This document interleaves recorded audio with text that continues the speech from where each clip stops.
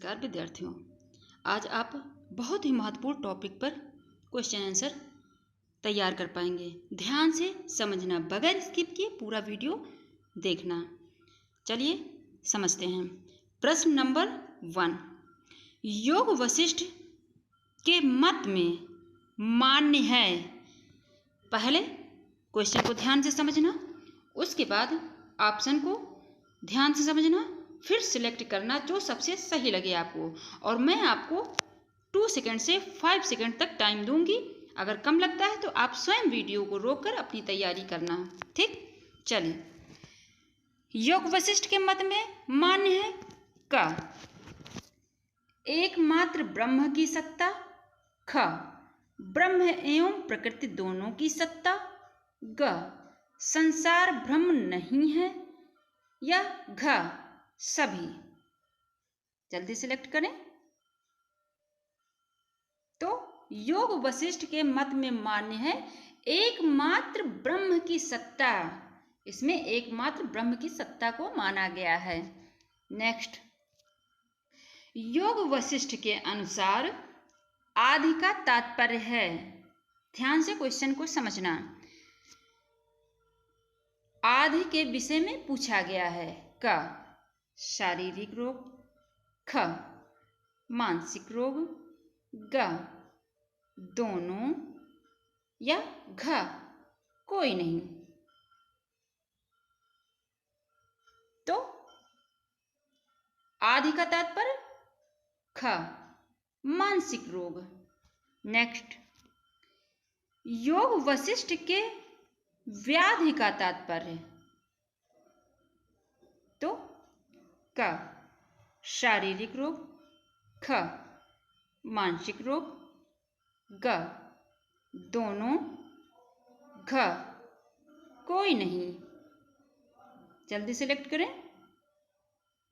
तो व्याधि का तात्पर्य शारीरिक रोग और आदि मानसिक रोग। नेक्स्ट, योग वशिष्ठ को मान्य नहीं है। क्या मान्य नहीं है? क, आदि से व्याधि की उत्पत्ति, ख, व्याधि से आदि की उत्पत्ति, ग, आदि एवं व्याधि दोनों एक साथ उत्पत्ति, घ, औषधि द्वारा आदि व्याधि का समूल नाश।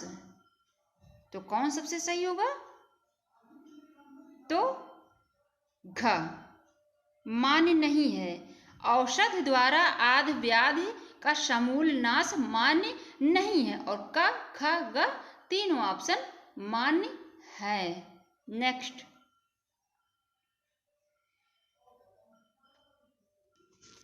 योग वशिष्ठ के अनुसार परम सुख की प्राप्ति होती है।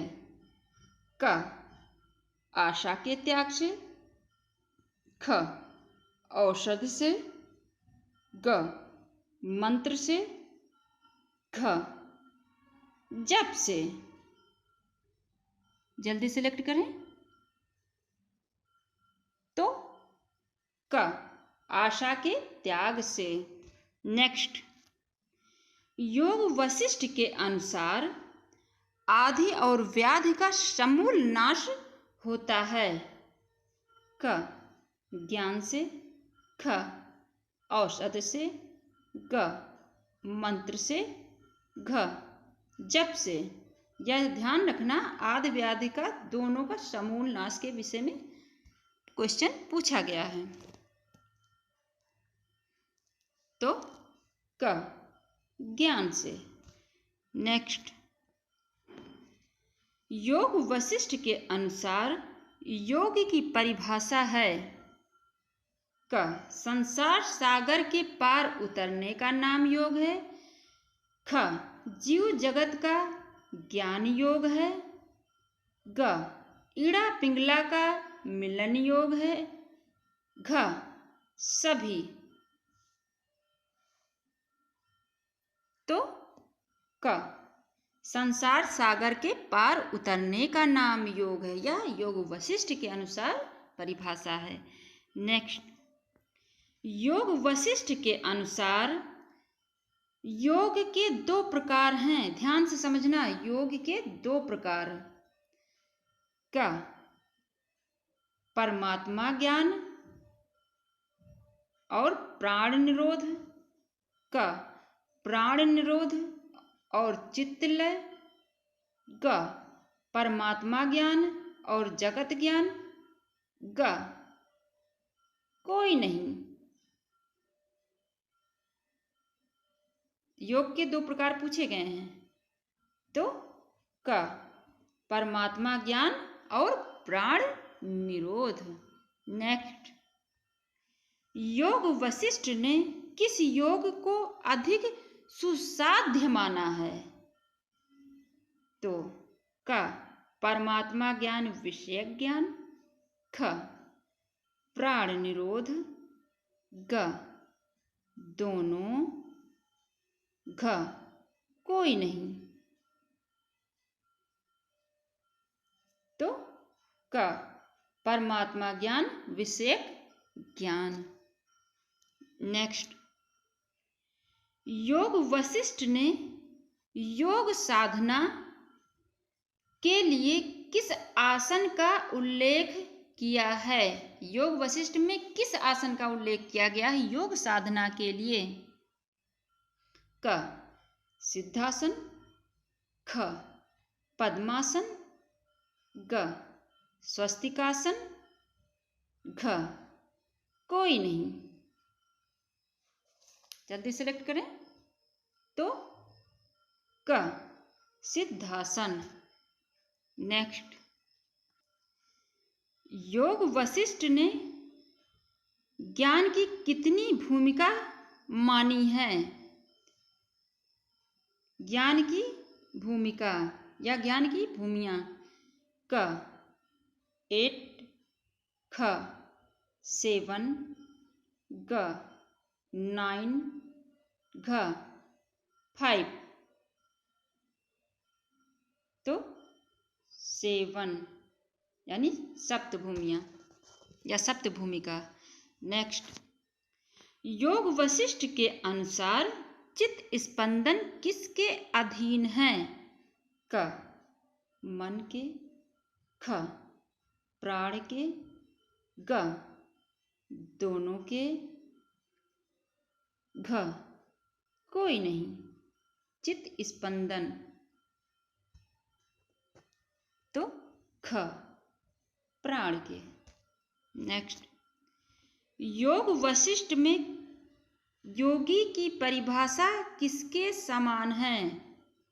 योग वशिष्ठ में योगी की परिभाषा विद्यार्थियों यहाँ योगी नहीं योग होगा। योग टाइपिंग मिस्टेक है थोड़ा सा। योग वशिष्ठ में योग की परिभाषा किसके समान है?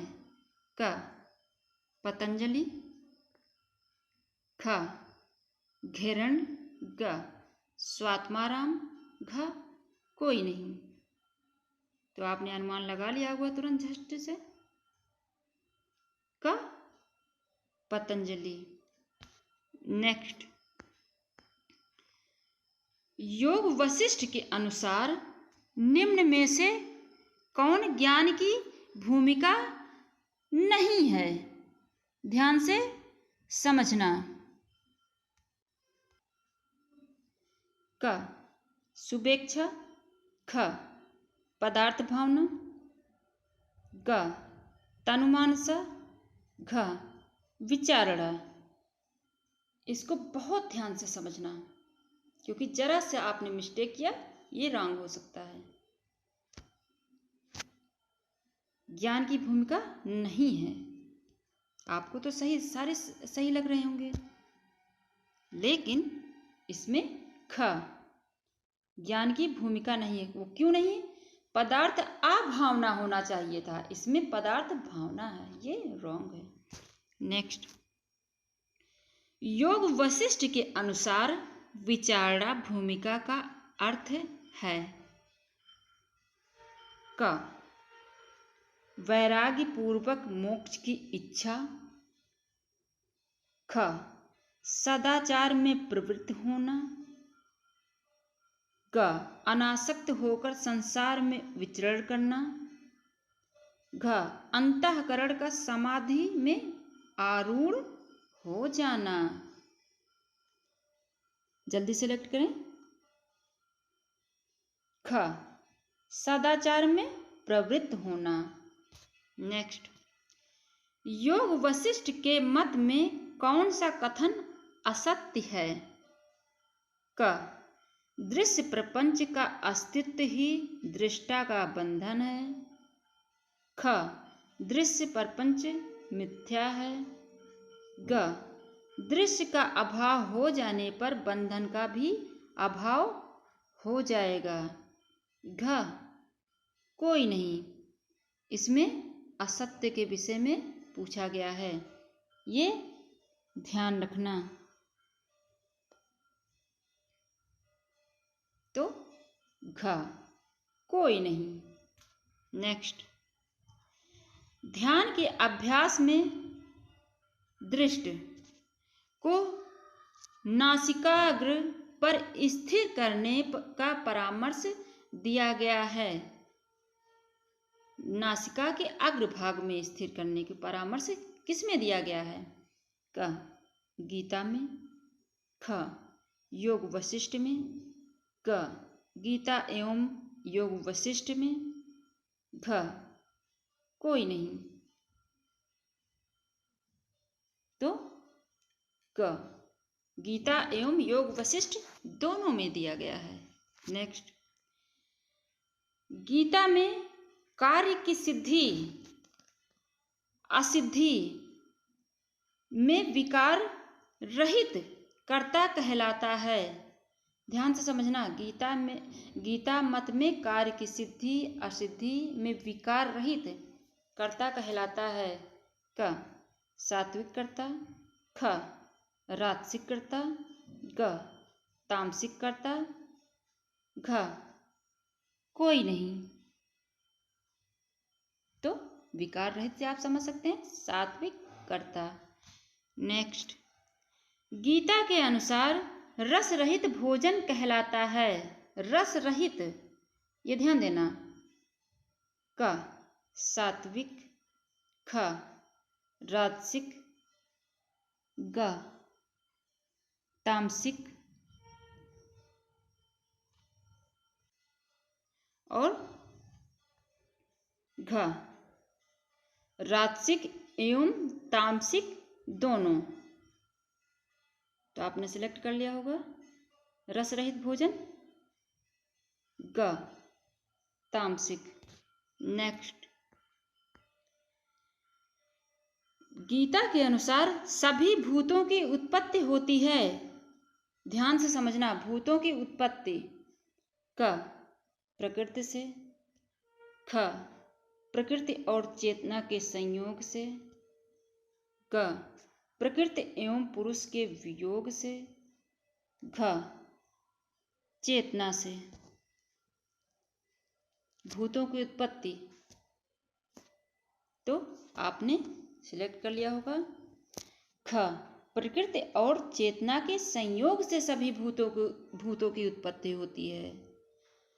तो आपने बहुत अच्छे से समझ लिया होगा। जहाँ कहीं ना समझ में आए कमेंट बॉक्स में शेयर करना, फीडबैक अवश्य देना, लाइक शेयर कमेंट अवश्य करना और यह बताना आपके लिए यह कितना लाभदायक हो रहा है, आपको लाभ प्राप्त हो रहा है कि नहीं हो रहा है। फीडबैक जरूर देना और दूसरे बच्चों को जरूर शेयर करना।